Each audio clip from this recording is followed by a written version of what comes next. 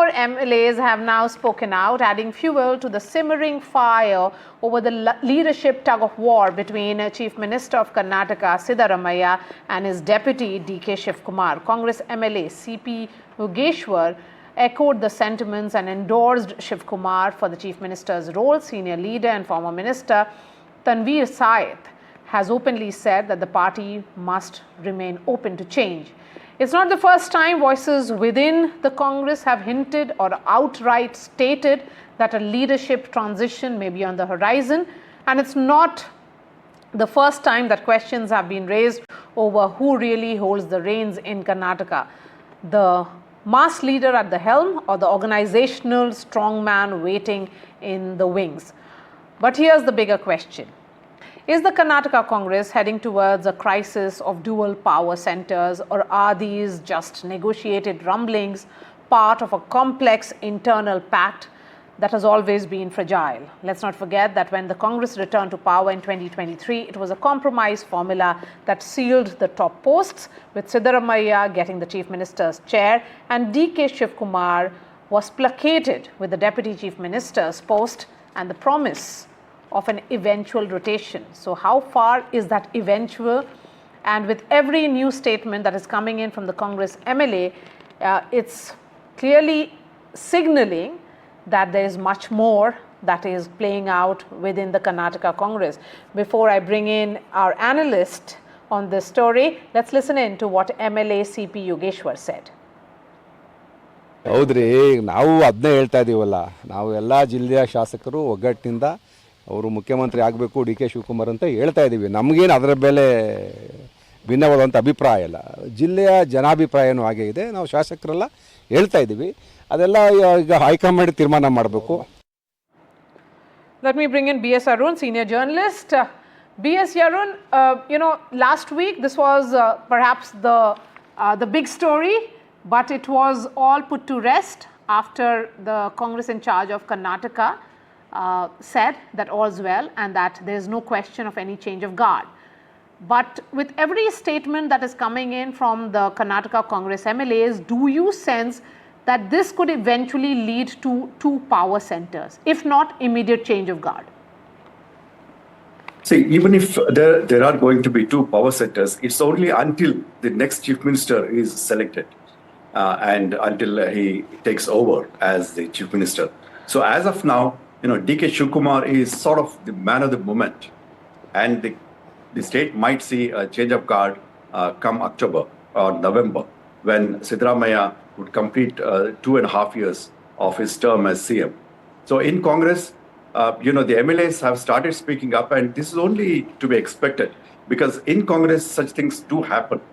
And Congress had been giving, the leadership had been giving, sort of indications over the last couple of months, especially about the possible change of leadership.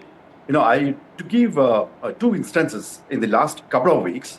One was the caste census, where Siddaramaiah's pet caste census, which took place about 10 years ago, and on which he had called a cabinet meeting, and he was asked to defer it, and he was asked to announce a new caste census because the earlier one was already 10 years old. But the actual fact was the Lingayats and Vokaligas, the two powerful communities of Karnataka, had opposed it tooth and nail because the caste census had given great figures for the other, like Muslims and scheduled castes, compared to Lingayats and Vokaligas, whose number had come down, because of which their power in the cabinet, in various other, and then appointments and seats in the educational institutions would have come down.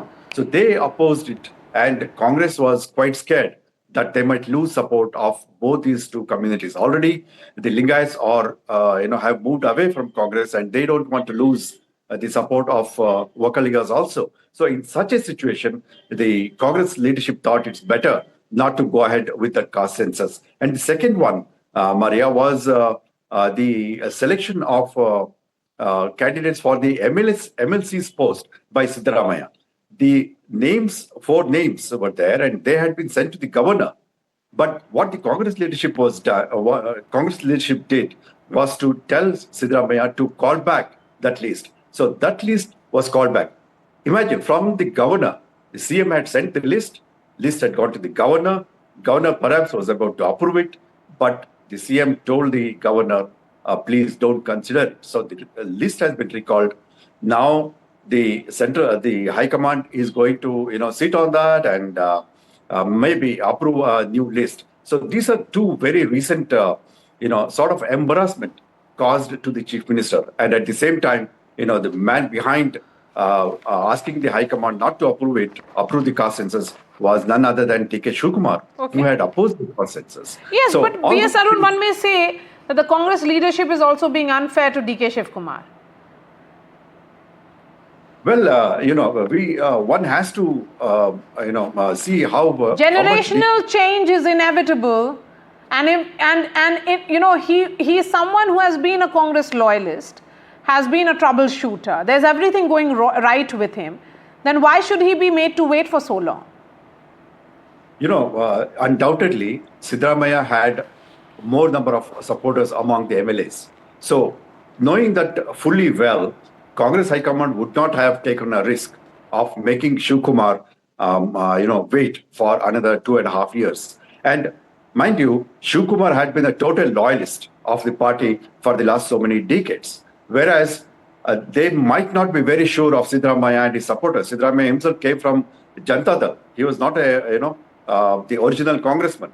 So maybe that one and his support base among the MLAs must have, forced this High Command to make Siddaramaiah the Chief Minister. And finally, after some 3 or 4 days of confabulations, Shivakumar agreed to what the High Command said. And we have been sort of given to believe that there is going to be a change of leadership after 2.5 years of Siddaramaiah's rule, which is going to end by October, November. So Karnataka might see, if the High Command handles the situation well, that's well and good for the party. Yes. Everything depends on that and how the High Command yes, will handle. because what we have seen, B.S. Arun, in state after state, the Congress has almost let go of its second generation of leaders because it was trying to manage the ambitions of the party veterans or old watchdogs of the Congress party. B.S. Arun, really appreciate your time.